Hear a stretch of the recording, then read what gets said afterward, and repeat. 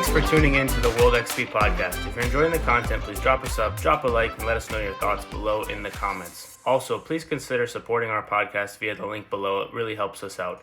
Giuseppe, welcome back to the show, man. How are you? Hey, doing well. Thank you for having me back. I was just telling you, three times a charm. This is nice to be back chatting with you, and the circumstances are obviously at the brink of the election year. So Yeah, third time's the charm, and probably the craziest one that we've done yet. For those listening, Giuseppe's been in and around the political kind of world, ran for city council in DC, etc. And his kind of story and what he's been up to are in the previous two episodes. So go check those out. Normally we do a little bit of a longer intro, but we got a lot to cover and not so much time, although it's not so much that we don't have time, is that there's a lot going on. So we'll start with the question from the last guest, and this is actually quite funny because it's a guy named Max. His episode went out today at the time of recording, and he's Canadian, and so he's prefaced the questions is like it's like a three-parter. It's a topic I'm curious to hear an American talk about, because he's viewing it from a different country. So the first part is do you believe it's fair to be more concerned with how Americans will react following the outcome of the election than the outcome itself? it's a really good question. Can you repeat that one more time just so I can have it clear?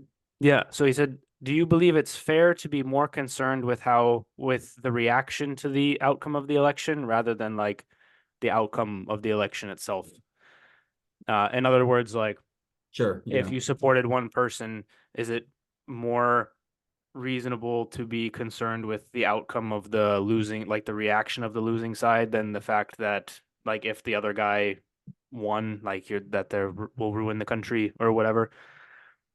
Well, so I'll start with maybe the obvious stuff.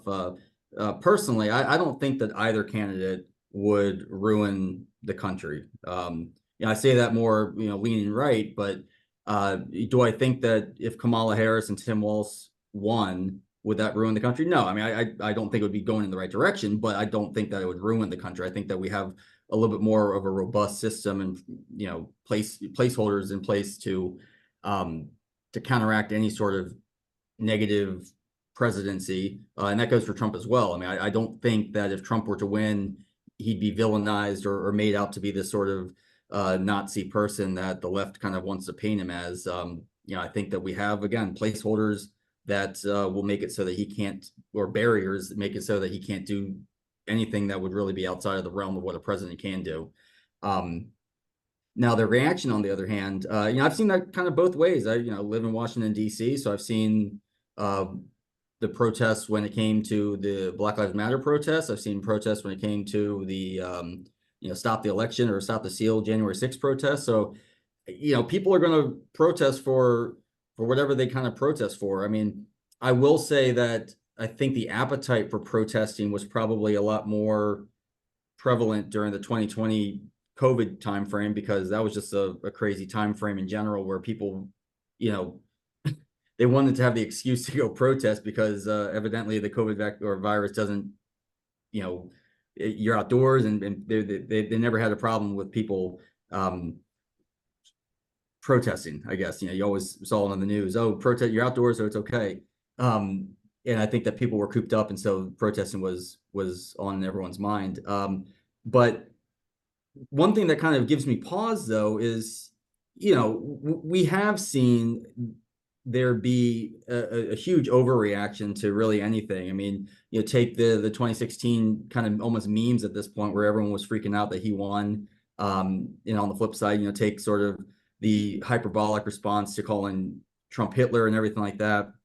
I do think that the reaction from people that certainly think that they're led to believe that the election is won will probably be fairly bad. I mean, there are people who are talking in the podcast world. Books have been written about this. I mean, the idea that a lot of people looking at what's going on in the world, looking at the sort of political rhetoric. I mean, Donald Trump had at least 2 assassination attempts. People think that the rhetoric has been heated up to a point where there's going to be a boiling point.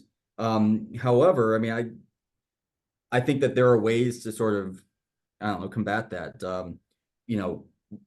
I think that one of the things that would combat that is if either candidate wins the election completely outright. And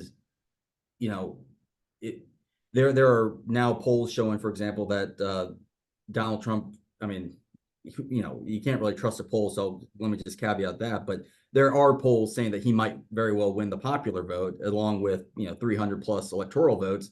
And if that were to happen, I think that there probably wouldn't be as many protests because, okay, clearly there was a victor here. On the flip side, same thing goes for Kamala Harris. I think that if she were to just win popular vote and electoral vote, like how could you say that they were wrong, kind of thing. So yeah, I definitely think that the human response is going to be probably the worst of it, but the political response, again, we have barriers in place.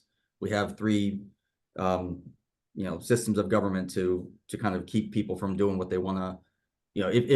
If say Donald Trump wanted to come in as a dictator, which I don't think he will, but if he did, I think that he would be stopped at every step of the way from people in his own party, first of all. So Yeah, I also think he's got the kind of the team around him that, like, the people that he's put around himself, Trump specifically.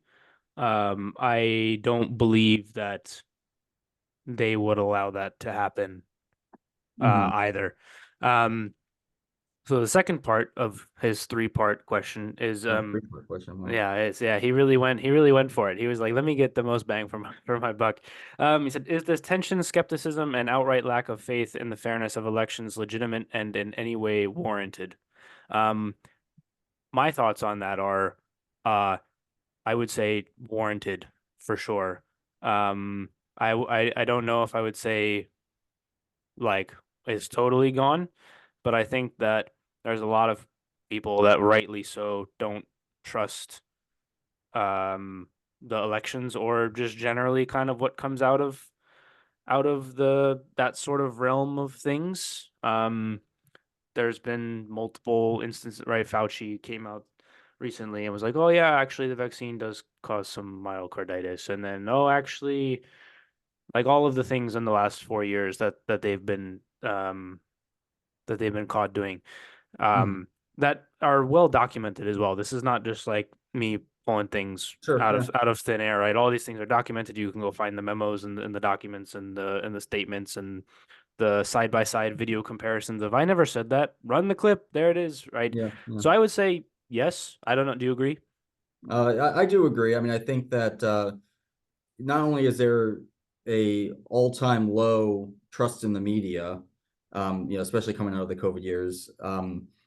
So I think that kind of causes it, but we've yet to really see the rise of AI and sort of whatever you want to call it, cheap fakes, disinformation, misinformation. I mean, the fact that, for example, there was a they call it a Russian manipulation, but there was someone it was a fake video, but it was someone like ripping up ballots, like as if he was tallying them, saying, "Oh, this one's to Trump, I'm going to rip it up, and this one's to Harris, I'm going to put it in the good pile." And the fact that people can look at that and think like, "Oh, wow, someone's actually manipulating the election," it's not a good look. One of the big obviously one of the big election topics this year is illegal immigration, and that kind of stems from the thought that, oh, well, we should have more robust voter ID restrictions when it comes to our elections. And I do think that will be a topic of discussion no matter who wins. Definitely if Trump wins, I think it'll be a big thing. But if Harris wins, I also think it will be a big thing, because we need to have safe elections regardless in our country. And however we kind of come to terms with what that looks like, that's going to be something that we're going to have to reconcile with. We can't at this point, and to kind of go back to your last question, if people don't believe that the election was fair, whether someone won or not, because they don't believe that the rules were fair, we're going to have problems, I think. Yeah. I think also to your point in the media, we've got kind of the Twitter files that have come out. Zuckerberg's letter Yeah. telling him that the FBI asked him to censor the Hunter Biden laptop story. All of these things that, right, you had that memo that was signed by the 51 former intelligence people that said that it had all the I think they would they say hallmarks of Russian disinformation. Right. And then one of Yeah. them went on the news, what was that, 2 or 3 weeks ago? Um, and he was like, "Oh, well, we just said it has the hallmarks. We didn't say it was." And it's like, that's not what you were doing, but like Yeah. you wrote it in a way that you can squirm out of it, of course. Yeah. Um, and so all of these things that have come out, I think, all kind of tie together in this. People are maybe rightly or wrongly putting the pieces together of like, this doesn't seem fair. Um, and People even don't like even if it how, is, it's yeah. not good optics. Like Yeah. even if Right. nobody did anything wrong, it's not a good look for how Right. things have turned out. Right. Um, and so it creates this situation where somebody's like, "Hey man, like what are you guys doing? Like you've got this memo over here, that memo over there, that turned out to be not true, even though you said it was for sure, and you had all these people sign off on it, like, yes, we believe." Well, Um, that's the beauty of politics, man. I mean, like, I'm sure you've heard never let bad situation go to waste. yep. Um, they're going to do anything that they can, right or left. I mean, this is both. The left just happens to be probably better at it than the right, but I mean, the right does it too. I mean, take a look at the whole they're eating the cats, eating the dogs up in Ohio, Yeah. right? The Haitians. I mean, whether that turned out to be true or not, it was excellent messaging to show, hey, these immigrants aren't like us, kind of thing. Um, Good, bad, or indifferent. The left does it all the time as well. Masterful. They're very just masterful with it. And I think that there are numerous too numerous to count times where the news headline would be one thing and then it would be wrong. I mean, take what happened with who was the guy from remember the kid in front of the Lincoln Memorial a couple years ago? He won a Oh, the huge, one that was looking in the Native yeah, the American smug thing. Yep, face and yeah, yeah. everything. Yeah. Yeah, Was it some Kensington, the Kensington kids or some point whatever? Yeah. Covington or yeah. No, Um, Covington was anyways. Yeah, yeah, yeah, I know the one. either way, the whole thing was, they ran with it, and a week later or so, when they found out that was a hoax, they end up having to hush money kind of pay him. I think it was $400,000 or something like that. It was a lot. I mean, he won the case, for being sort of slandered, and so you see that where like the headline gets more traction than the second headline that comes out saying, "Oh, we actually got that one wrong." Yeah. Um, maybe I save the third part for the end. Yeah, let's do that. I think it'll fit in nicely. It'll be a good way to end. Um, okay, so the two big things that happened in the last couple days are, I would say, two of the biggest things. Trump goes on Rogan, Mm-hmm. and then the Madison Square Garden rally, Trump rally. RMT 2.0, yeah. Yeah. And I want to start with the Madison Square Garden thing from a political perspective because you might say, well, why are they doing this in a what is considered to be a deep blue state?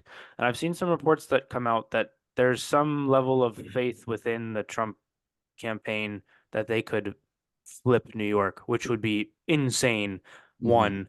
And two, the fact that that's even like on the table Mm-hmm. at all is also a bit insane. So I want to start with that from like a political perspective and the strategy that would go into that. We can talk about kind of some of the stuff that went on in the media reaction to it, but just politically from a strategic perspective, a campaign perspective, what do you read into that?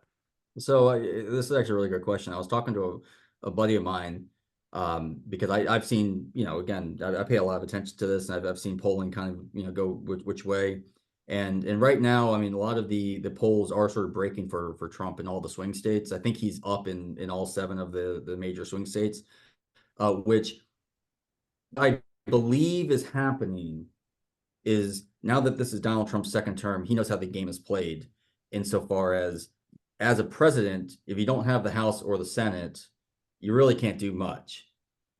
And so what I think is happening is there are congressional districts that are up in play in New York and some of these other sort of, he did the big thing in where is it, Coachella, California. I mean, he's going to these kind of historically blue states that he has no business winning, but there are still a lot of Republican votes there that one will lead to a popular vote.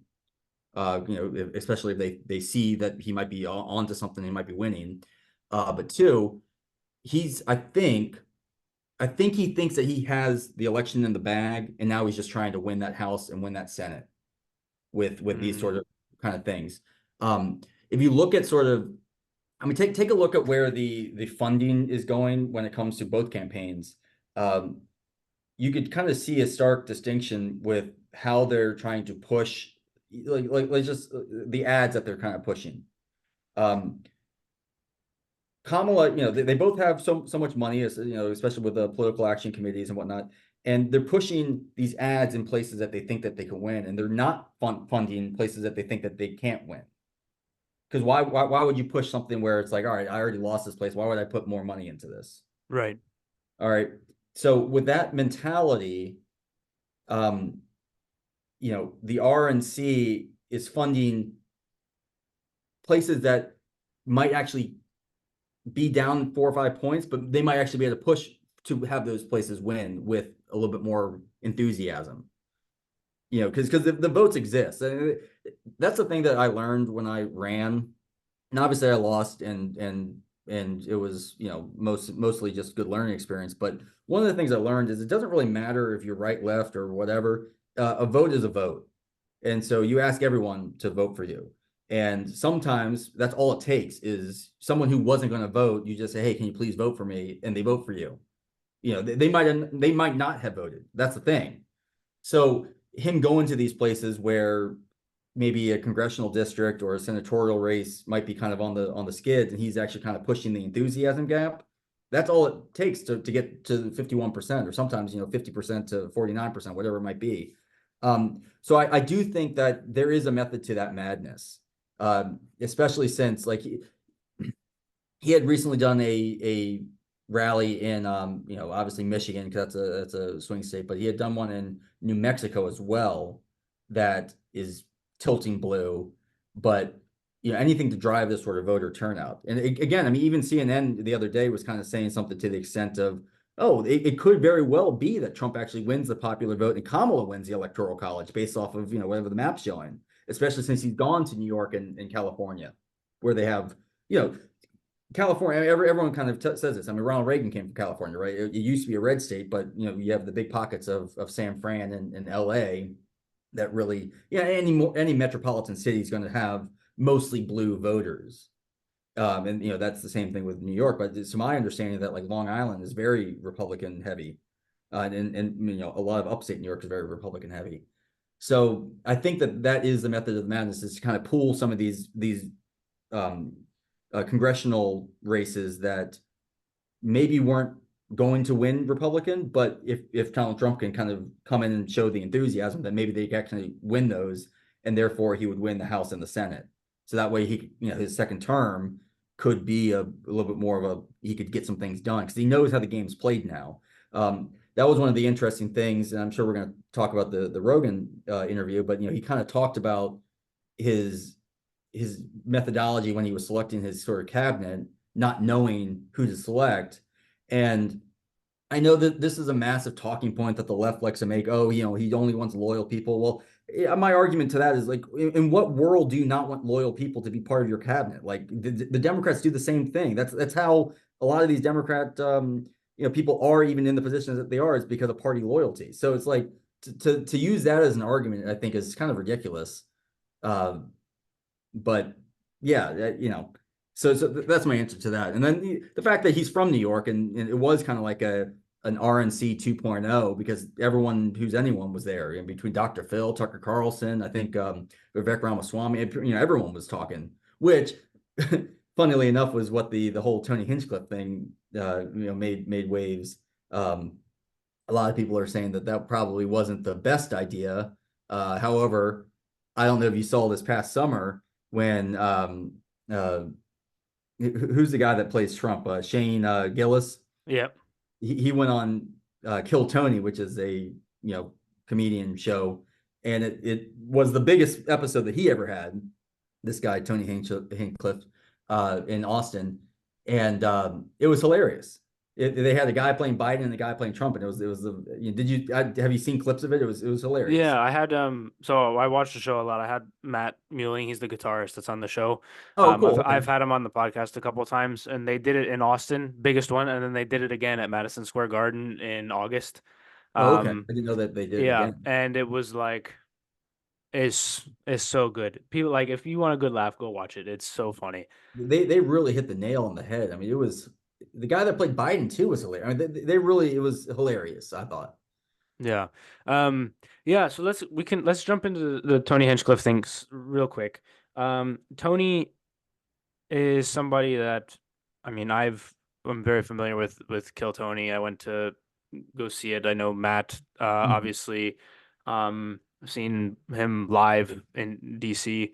I think he's hilarious. I think yeah, to your point, maybe not the best idea. However, that is what you're going to get with him. And so he made some joke about Puerto Rico being a floating island of garbage, and you're like, maybe not the best setting for something like that. However, of all the things that he's said, that is probably the least bad of all of them. Yeah. And so what's interesting is like the people that don't know who he is are kind of trying to make this into a thing, and it's really Yeah. just not a thing at all. Like no one, I mean, I doubt that anyone who was planning on voting for Trump heard him make that joke and was like, you know what, can't do it anymore. Like I don't think that that was the case. He also in his like 10-minute kind of speech or whatever made fun of literally everybody. Yeah. Well, So that's the thing. He's a roast well, right, master. that's what he does. So I don't think I personally I don't think that there's much to do with that. I think that the reaction is coming from people that are wanting to make a reaction, Right. and that's who he is. And maybe politically not the best move, but at the same time, and we'll get into this with Trump going on Rogan, because Rogan and Hinchcliffe are good friends. Um, Trump has tapped into this new media space, and basically he's done a podcast tour as part Yeah. of his campaign Well, that's strategy. what they're saying. This is the podcast election. Yeah. Yeah, and I think it's the first big one. He's gone on a bunch of them. And the other thing that's super interesting about that is if you actually listen to him, Mhm. because this is the vibe that I get from listening to him. He's he's just like an old guy that is super proud of what he did and thinks he does the best job at everything. And like there's Sure. and you might be like, yeah, I don't like that, and maybe that shouldn't be president. But at the same time, it almost feels like relatively harmless. It's like Yeah. the most. It's just. It's like there's no, and he can't help himself either. It's like it's always the biggest building. It's always the biggest rally. He always did it the best. No one could have done it better than him. And you kind of just like I don't know. I kind of just chuckle, and I'm like, Well, yeah, this he's like guy. one of those guys that listens to one of those like um self-help things. You have to constantly reinforce Yeah, your ego or whatever. Today's the day I will be great. yeah, Make the Tony Hinchcliffe thing. I think is exactly. I mean, if this was their sort of October surprise, then like what a horrible October surprise this was. And you're right. Like yeah, no one who is going to not vote for Trump is, or no one who's going to vote for Trump is now like swayed otherwise.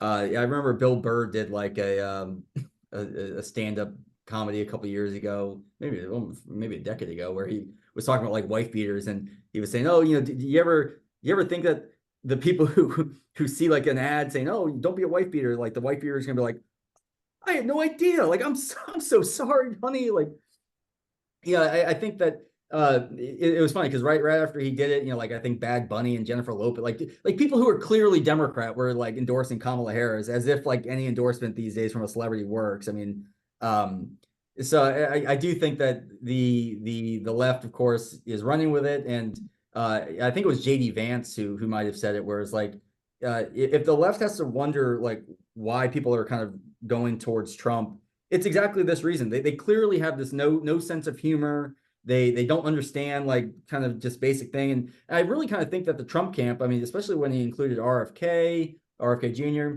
and Tulsi Gabbard, like you're seeing his kind of tent just get huge with all these different sort of characters, all sort of coalescing behind freedom of speech or whatever they're kind of coalescing about against this sort of establishment Democrats, neocon kind of establishment Democrat.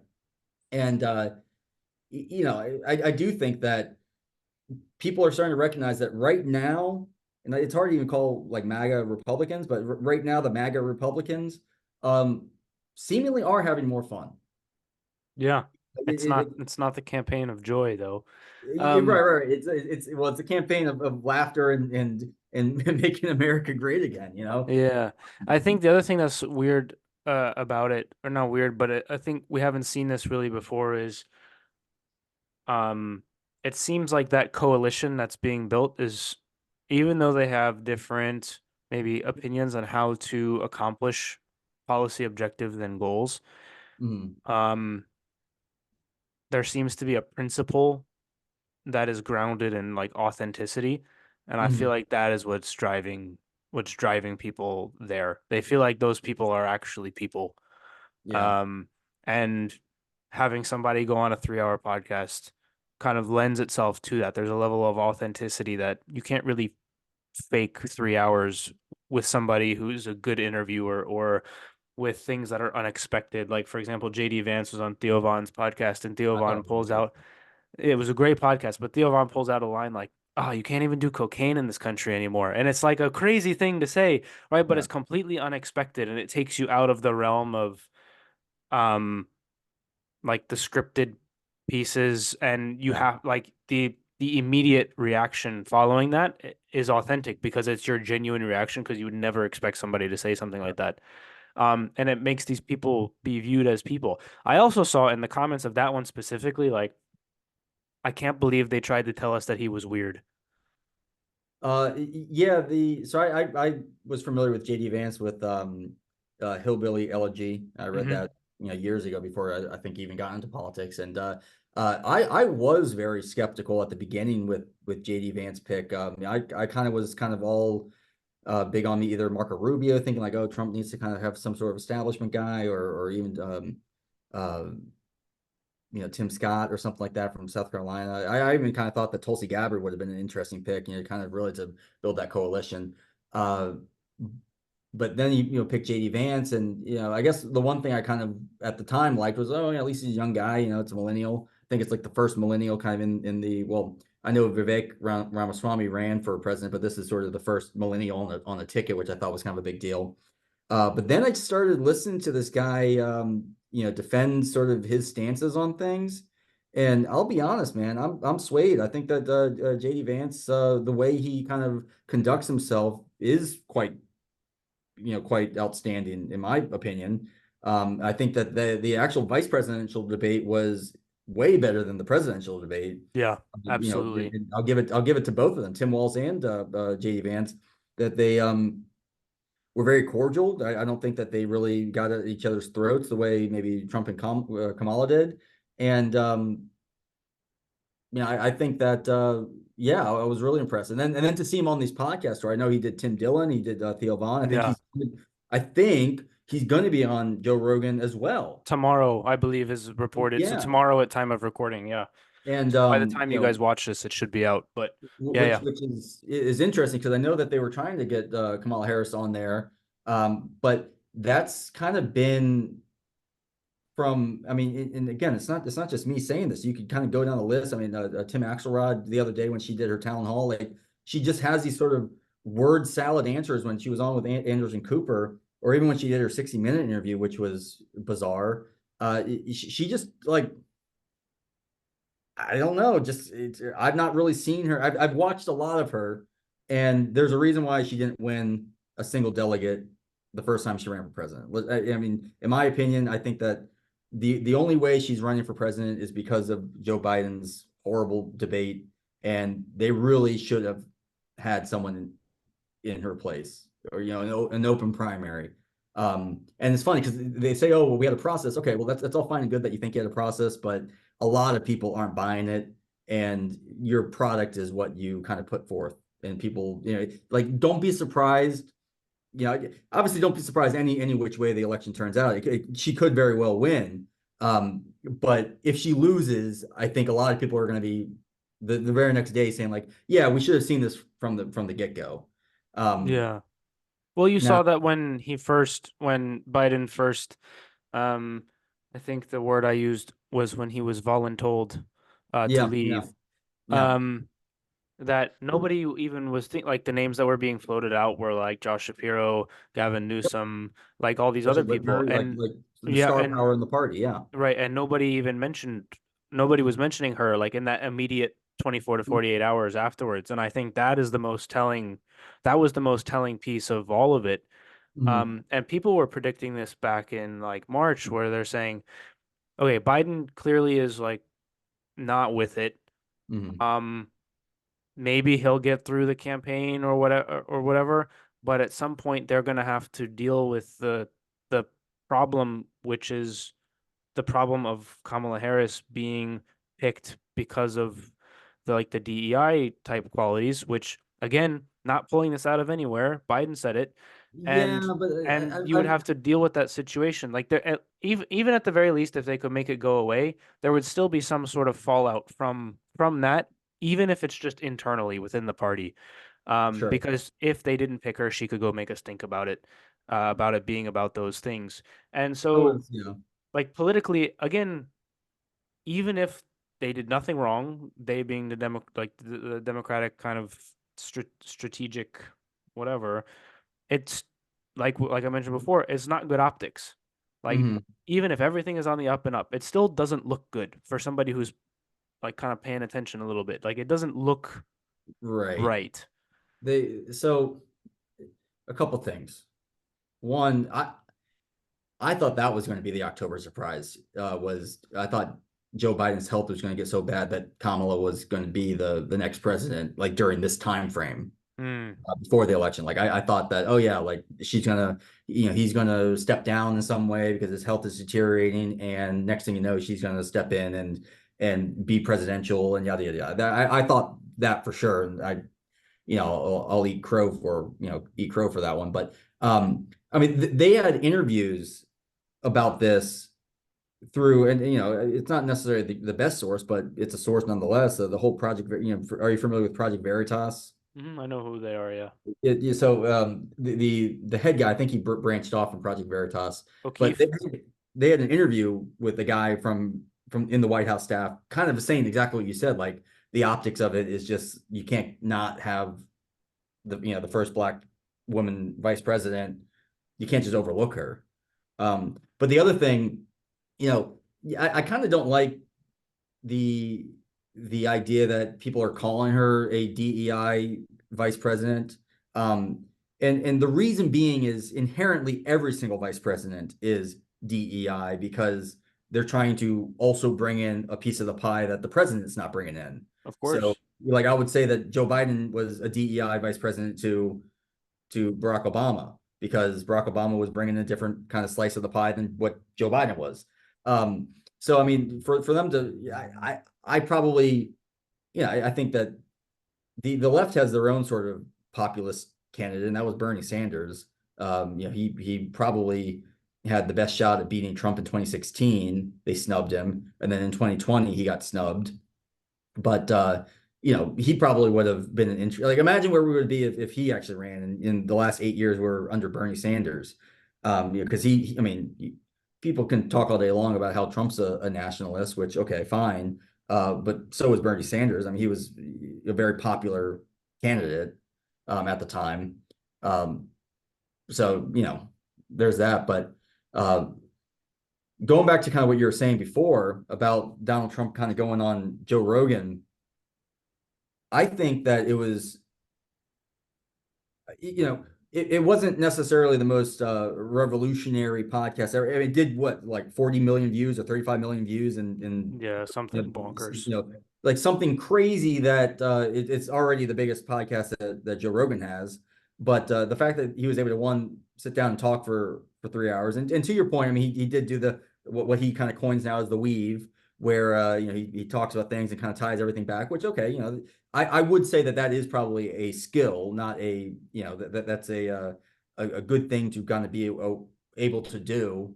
And the fact that he can just talk for hours at these rallies, I mean, it is impressive.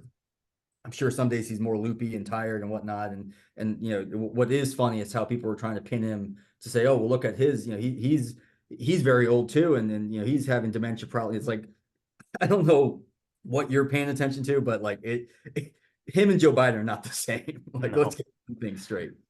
Um, but I think that him going on Joe Rogan did humanize himself.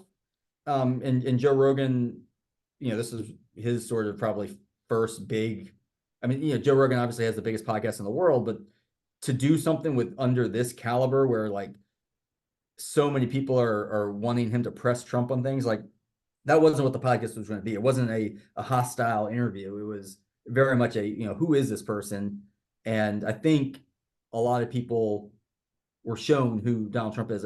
The part of the interview that I found to be something that I particularly didn't care about, but I also kind of found it to be the most humanizing, was when they talked about UFC for like 20 minutes. I'm not really a big UFC fan. I couldn't tell you, any UFC fighter names.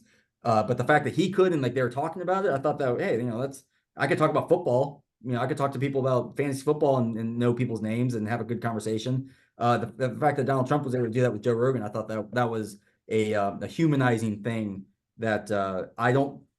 I guess Kamala Harris was on the Shannon Sharp podcast and they talked about music and stuff, but I don't know. I mean, Shannon Sharp's podcast got like maybe 1 million views, and I still, I don't know. I just don't think it's comparable. Yeah, I don't. I think. Yeah, I agree. It was weird because they were trying to like at the beginning she wasn't doing any interviews, um, and then her first interview was like 20 minutes, and Tim Walz was with her, and Yeah, then which was Trump. weird. That was a weird interview. It was weird, and then Trump Advance started going on every single big podcast. Like they They're like the basically, Energizer and Bunny. and the thing is as well, like this is not new for people who are in the podcast space, right? Like when somebody's got a new comedy special or they've got a new like book that they're gonna release, like this is a new like they instead of doing Good Morning America and the Tonight Show and whatever, no, now they go on Rogan and Patrick Bet-David and they make the rounds, and then you end Mhm. up with these weird conversations where you got a guy that's running for vice president sitting across from the Theo Vaughn, and you're like, that doesn't compute.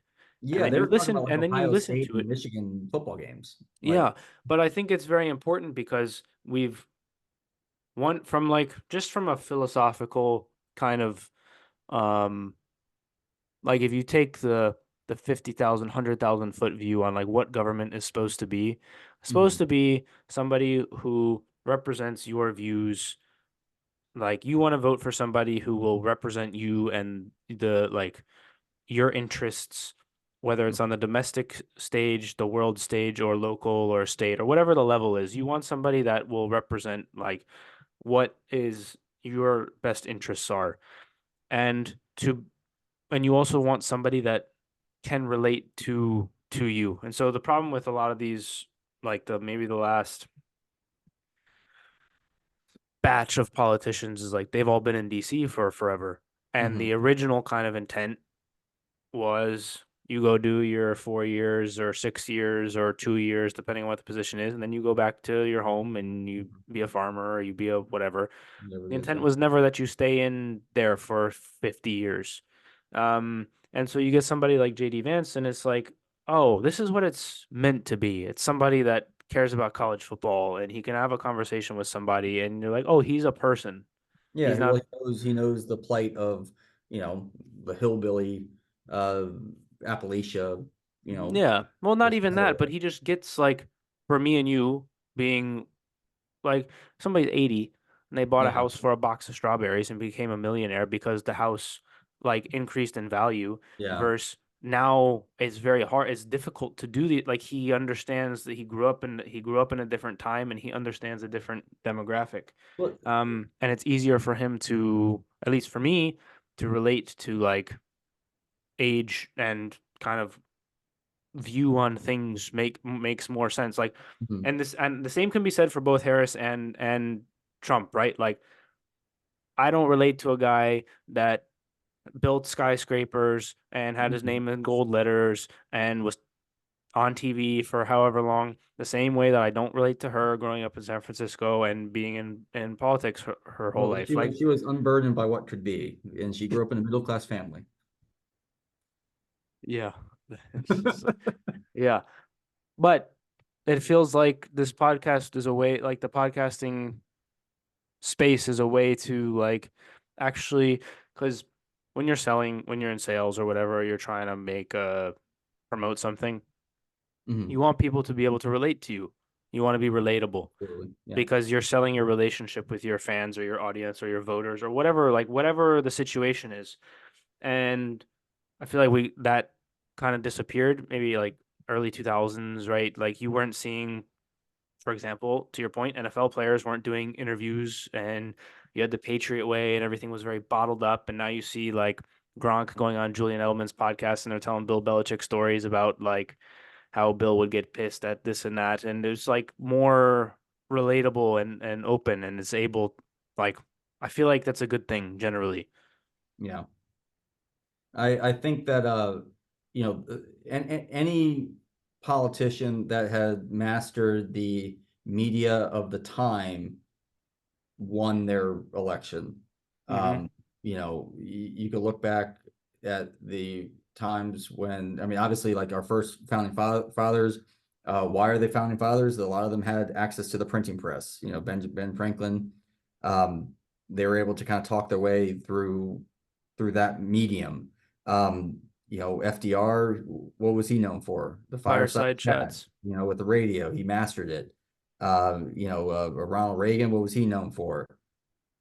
He was a Movies, television or a movie actor, yeah. star. He was able to get on television very easily. He kind of knew that whole world. Barack Obama, he was, a lot of people say he was the first social media president. He was masterful when it came to Facebook and getting, the get out to vote effort. Right now, I think, Donald Trump has kind of cornered the market with this podcast world. I mean, he was on, who's the comedian with the kind of weird haircut? Oh, Schultz. Schultz, yeah, he was on his podcast. I mean, like he's been on all these different podcasts. That was a great one, by the way. I don't know if you watched it. I watch clips. And but that's the other thing. You can watch clips. You can kind of get like, you don't have to kind of see the whole, you know, back and forth until you get to the actual 10-minute clip. I think that one thing that would probably be interesting because, and this is something that a lot of people have maybe speculated, but I wonder how big of a deal it is kind of becoming is how much of an advisor is Barron Trump to Donald Trump, insofar as he's a young kid, he knows what's hip, and I wonder if he's kind of going around saying, "Dad, this guy's the big guy. Like, you have to go on Rogan. You have to go on who's the guy that does Prime? Oh, Logan Logan something. Paul. Logan Paul. He did his podcast earlier this year. Like, I wonder if Barron Trump's kind of saying, like, yeah, like this guy is actually a big deal, or this comedian's a big deal. And Trump kind of listening to his son. And I mean, you also hear like people say that Eric Trump was one of the reasons why Donald Trump sought after JD Vance. So he is kind Mm. of listening to his family members about some of this stuff. So I do wonder if like that sort of direct line to the president, or the former president or president to be, whatever you want to call him, has I mean, I guess time will tell if it has an influence. We have like a week left before we kind of figure out. So I'm wondering if if that will play a factor in it. When history writes this period, if they say, oh yeah, Barron Trump actually told him to go on Joe Rogan, the next thing you know, he's on Joe Rogan, and yeah, I don't know. It seems that way, at least with Theo Vaughn and a few of the others. Um, that has been the case. So yeah, like we'll see if stuff comes out to maybe concretely confirm. I said Yeah. those two words at the same time to confirm that. Um, I want to touch on kind of the content a little bit of the Rogan interview just for a little bit. I think like you mentioned the UFC piece. He mentioned the JFK files. I think Yeah, which is interesting. Yeah, people like that.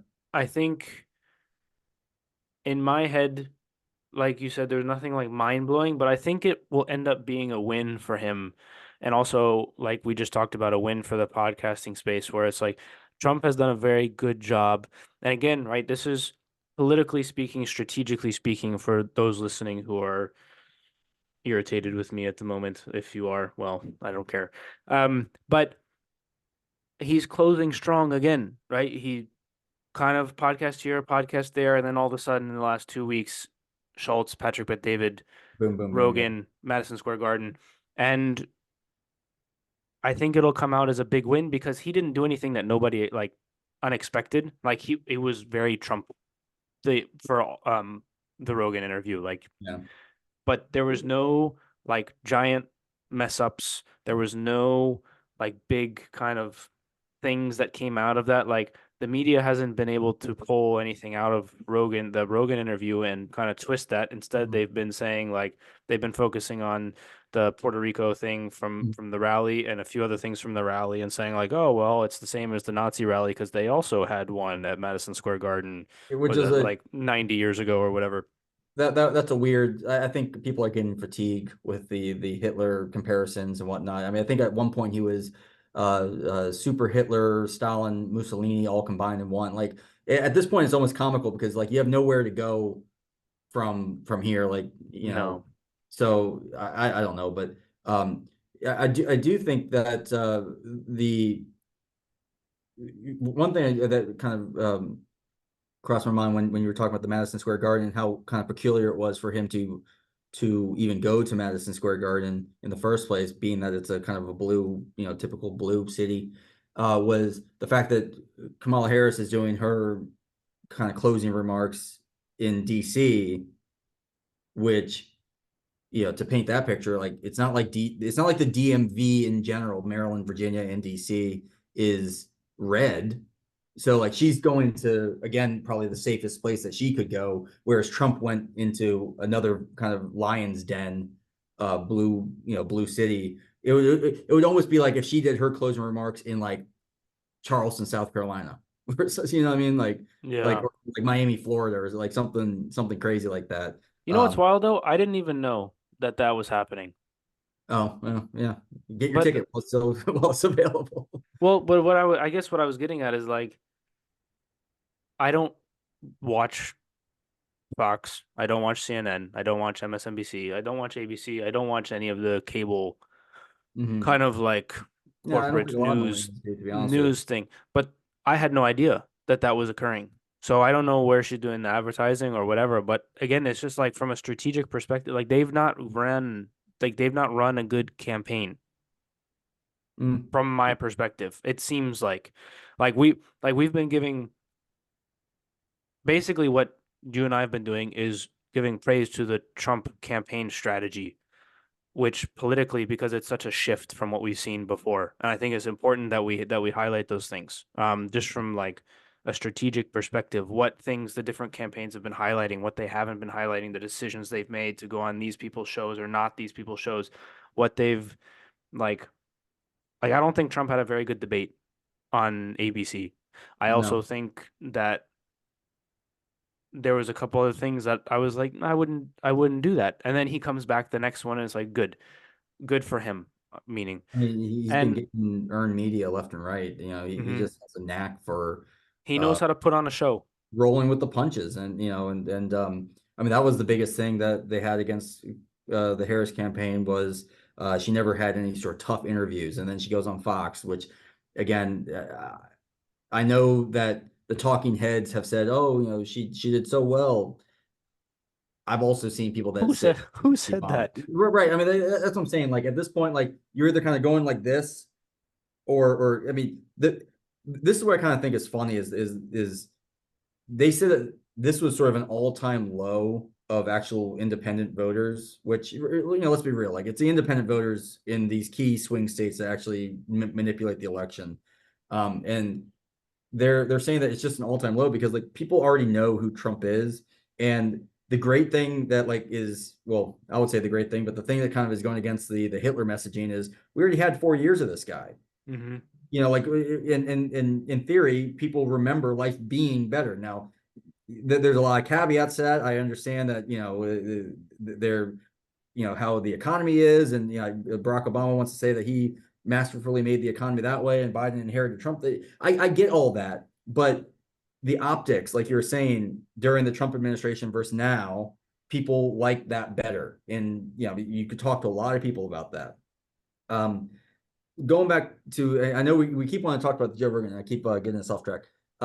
We both are. It's not just you, man. The one thing that I would say that people have been upset with Trump about in the Joe Rogan podcast, which again, I don't think the media really wants to give Joe Rogan any more credit than he's due, because at the end of the day, CNN, MSNBC, Fox News, they all compete with Joe Rogan. Like he's as big, if not bigger, than any one of them, and they don't want He's to give bigger, him. dude. He's Yeah, bigger than them combined. That's not even like. sure, but when he asked Trump about the stolen election, uh, he didn't, either his answer wasn't good enough for people to be swayed, or it was still kind of his word salad, where he wasn't able to convey anything. I personally do believe that the Hunter Biden laptop story being suppressed was case enough for just the dirty politics of the game. That would have been a pretty nail in the coffin October surprise for the Trump campaign. The Democrats countered it and said it was Russian disinformation. At the time, everyone was hot on this Russian disinformation. They got the win. That could have probably swayed the election. I know a lot of people had buyer's remorse once they kind of found out that it was true. But again, this is all kind of hypothetical and skeptical. I don't know. It's never fun when your team loses. I mean, that's kind of. I think that was his. I think that was probably his worst moment. On in the entire interview. Rogan was like, Trump was like, "Oh yeah, we've got proof," and Rogan was like, "Well, where is it?" Show the proof, yeah. Yeah. And he kind of did a very Trump, well, we've got the most proof of any proof that there ever was proof, Yeah. and like Well, all of them. did you ever read Art of the Deal? I never actually read it. I never actually read it. Okay, well, it's not like this spectacular book or anything, but I remember back in 2016, I had read it because I was like, all right, well, what's this guy all about? Because I never, I mean, I knew Donald Trump as a figure in sort of Hollywood and whatever, and I knew that is iconic. But I read the Art of the Deal, and like when you read that, and sure, people might say, oh, there's ghostwriters and whatnot, sure, but it definitely gives you a glimpse, because even back when he was doing the Art of the Deal, he was talking about, this is the best, piece of property, and I made this guy the best person, blah, blah, blah. He's talking about this hyperbolic New York sort of stuff. So I get how that rubs people the wrong way. My own dad sometimes is hyperbolic, and I could be hyperbolic, but that, like, who isn't hyperbolic when it comes to talking about embellishing themselves and talking about stuff? Like, you're not going to say like, oh, well, technically I was actually a piece of shit. Like, no one's going to say that. Like, so like I don't get like how they make that kind of such a big deal about how he had the massive crowd size and stuff like that. Like, I almost kind of think, just rub it off. Like, who cares? Like, Yeah. it's not the meat and potatoes of what's going on, No, the way I've heard it put is, his detractors take him literally but not seriously, and his Yeah, supporters yeah, take him seriously but not literally. Like, for yeah. example, like, again, this is, I don't like this. I don't think this is good for a president to do. But when there was a hurricane, I think it was Dorian, was coming to Florida, and somebody's like, "Oh, like, how are you going to support the people?" And Trump said something like, "What do you want me to do? Nuke it?" Like, it's a stupid joke. But it's clearly a joke. Yeah, and so now it's on Twitter, right? So it's in writing, so you Yeah. can not take it as such. And it's like, well, yeah, if you take him literally, they're like, Trump wants to nuke a hurricane. It's like, no, he doesn't. Like, It's like come talking to on, man. robots. Like Yeah, a robot can't understand sarcasm, right? So like yeah, you almost have to spell things out, which again, you're right. That's kind of like whenever the liberal kind of media talks about things that Trump says, and I do think that Trump kind of laid it out pretty succinctly in his Joe Rogan podcast when he was talking about like the art of negotiating and whatnot. Like he laid out the whole thing with Kim Jong-un. Yeah. saying, oh yeah, they got really fired up, really fired up. And then next thing you know, he's doing a historic thing, going to North Korea and walking, across the DMZ with Kim Jong-un. Um, you know, some people might say that's crazy, but like, if that's the art of the deal, then it worked, you know? We weren't in any new And, wars. right. I mean, So like, I know that, for example, I spent time in the Middle East. You go to any sort of open air market in the Middle East, and you have people trying to say, oh, come look at my shop, come look at my shop, and you haggle. I mean, that's the thing. You have to haggle, because there's no price tags anywhere. So you go in, you say, oh, I like that, whatever it is, I like that trinket, and they say, well, it's $50, and you say, oh, that's too expensive. You walk away, and next thing you know, it's $30. Like it's part of like how things are. And I found, with that mentality, I found like going on, Craigslist or something and trying to haggle with people when they say, oh, I have a thing for $30, and you say, oh, would you take it for 15? People like get insulted. So I mean, it's a weird cultural difference. And the people that got it, the people that know how to negotiate and haggle and kind of be that sort of persona, there's a reason why they're in a real estate mogul. I mean, because not everyone got it. no, You know, definitely not. Definitely not. Um, yeah, so we'll see. I think, yeah, to your point, like the those interviews didn't hurt him. Like everyone kind of knows what they're getting at this point. well, I then think the to only your thing it point, does that's what is, Kamala Harris said is, oh, well, Donald Trump's been on the ballot for 10 years. It's like, yeah, is that the best you got? Like, you're just not Trump? yeah. And I think the other thing that's interesting is we've had 4 years of each. I know she wasn't president. But this is like one of the only times where we've had 4 years of one and 4 years of The the second other time in history. Yeah. ish. And there's no like what ifs. It's like this is how things were and this is Mhm. how things were. Which one do you like better? And that's up list like for you guys listening, that's up to you to decide. And you can have your own reasons for why you think each way. But this is a super unique choice where we've got like the receipts Yeah. and I think that shouldn't be lost on people like to really consider that. Okay, let's go with But a I couple just want to go say ahead. one thing about that.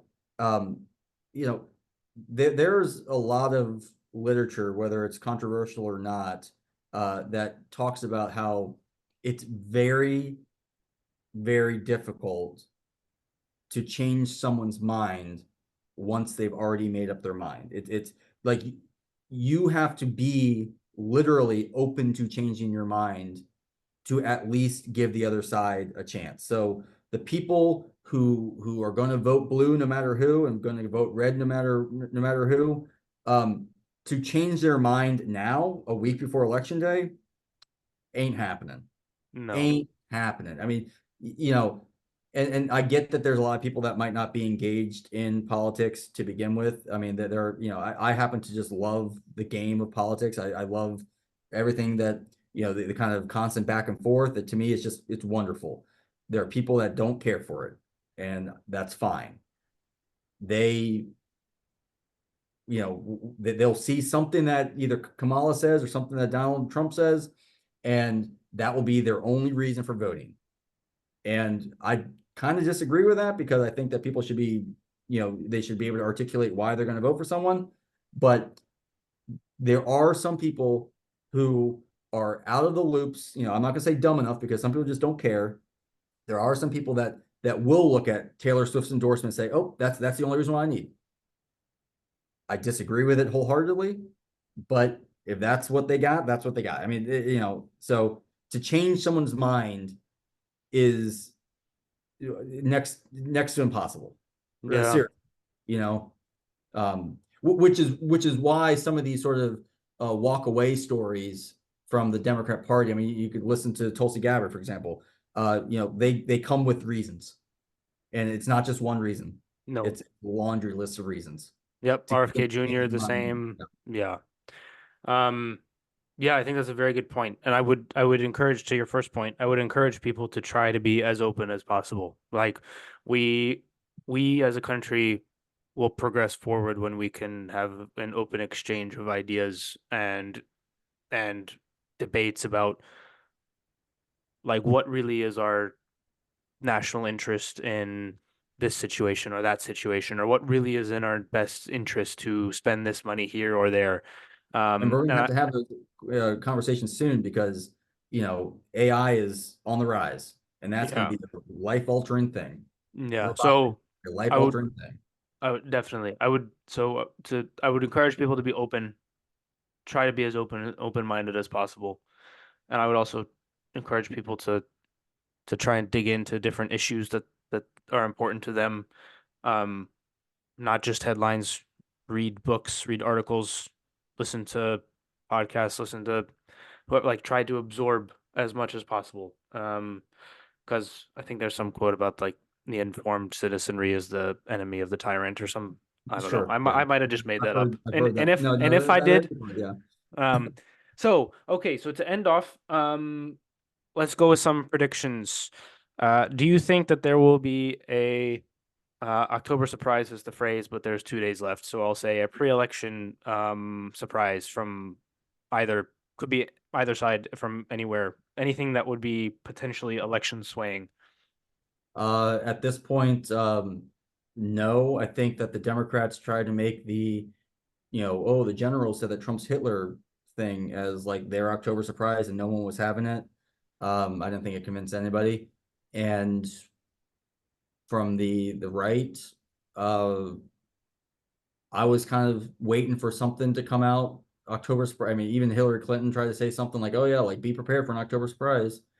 I don't think that there is. I do think that the October surprise is that like you're seeing pretty much Trump ahead in every single swing state, and the fact that you're seeing him ahead in any popular vote is surprising.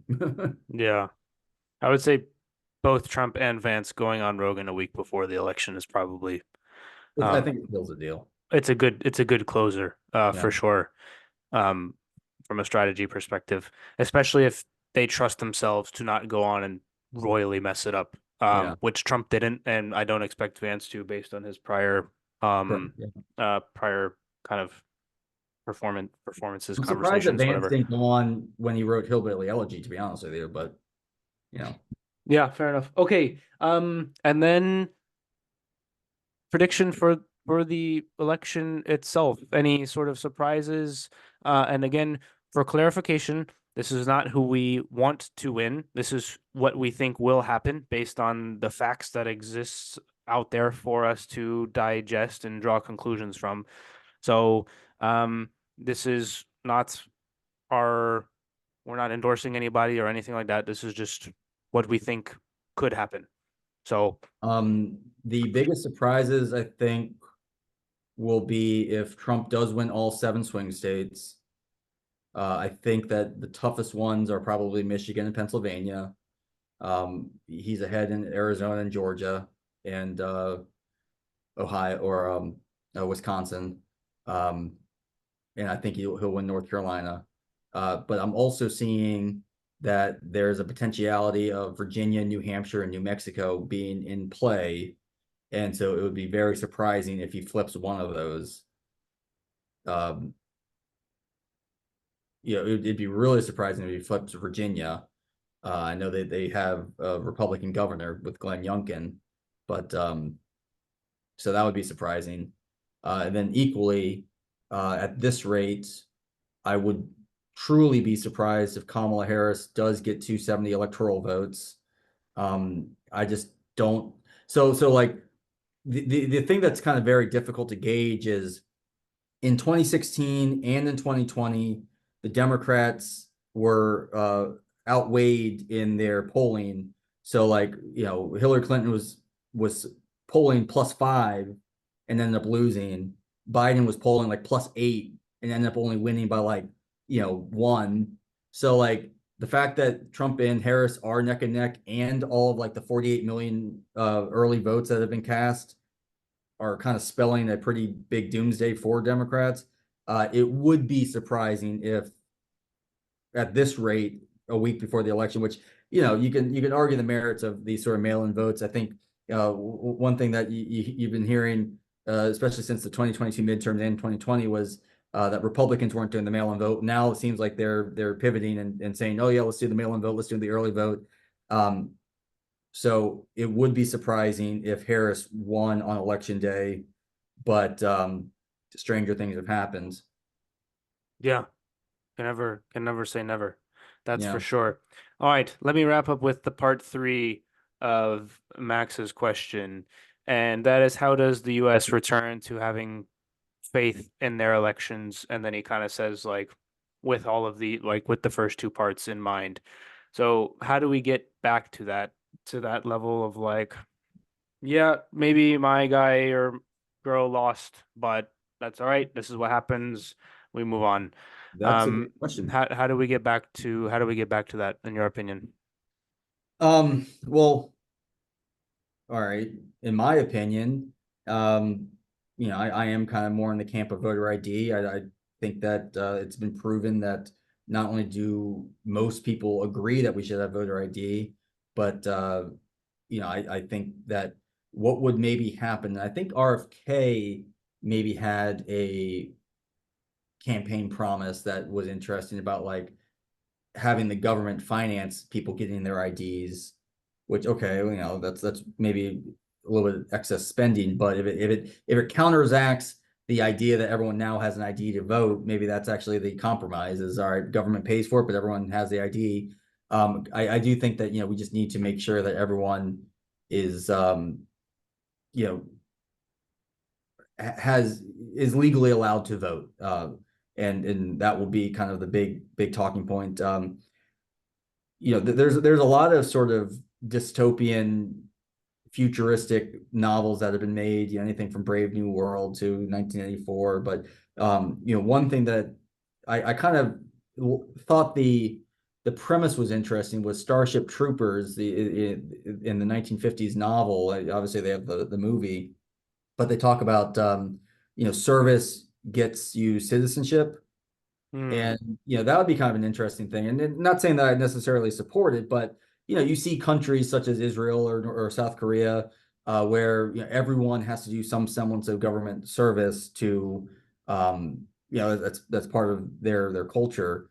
That would be interesting if the United States, and I'm not saying that everyone has to do military service. I'm really specifically talking about government service.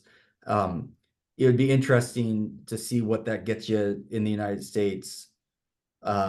Because maybe it could be something like, all right, you get the right to vote by government service. I don't, I mean, I'm literally just brainstorming here. I'm not sold on the idea. I'm just kind of like talking through things. But that would be an interesting conversation to see like why or why not that could happen. But I do think that the idea of either that or someone was mentioning like blockchain technology being a way to vote through your phone. Interesting. Again, I'm not promoting the idea. I'm just kind of spitballing like an idea. But like the thought that like, all right, that's how you would secure your vote, just like how you would send someone money and it would be protected through this blockchain technology. Your vote would therefore be protected through blockchain technology. And it would be no different than people voting for the next American Idol or something like that, but on election day.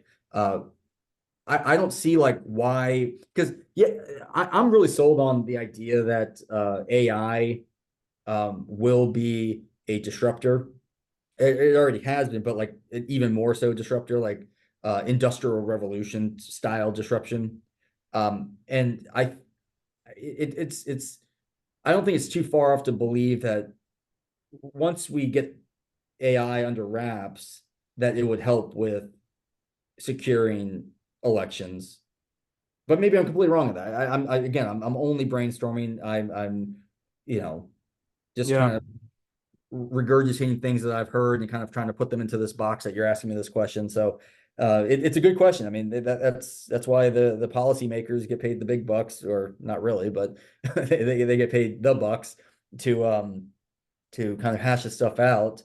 Because I do think that, piggybacking off of this question, but in sort of in general, I do think that a lot of the problems that we face in society are problems that people want to run on, or problems that are perpetuating job growth or something like that. Like, someone was saying that the business behind getting people to not be homeless perpetuates people being homeless. Like, we could solve the homeless crisis if we wanted to, but there's a business behind it, and therefore no one's really interested in solving it. It's just a talking point back and forth.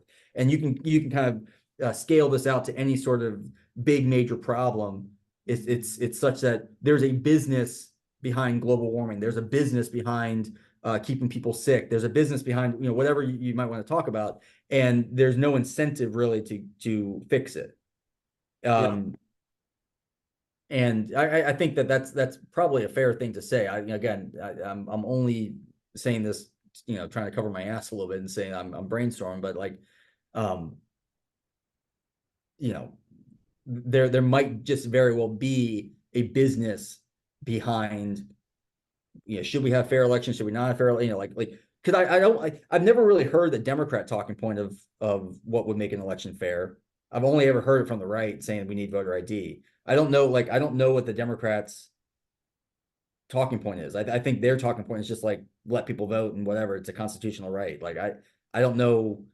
I've not heard, and that was one of the things that Joe Rogan was talking about with Donald Trump. That was like one of the first half an hour things that they're talking about was, I've never heard a person steel man the argument of why we shouldn't have voter ID.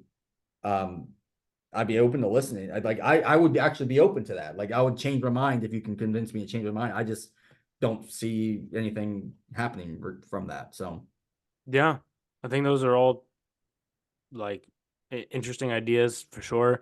I think another one that's been floated out there is like voter ID, only paper ballots, make it a national holiday. I do like the national holiday. Yeah, Yeah. and Yeah. then just call it like that's it.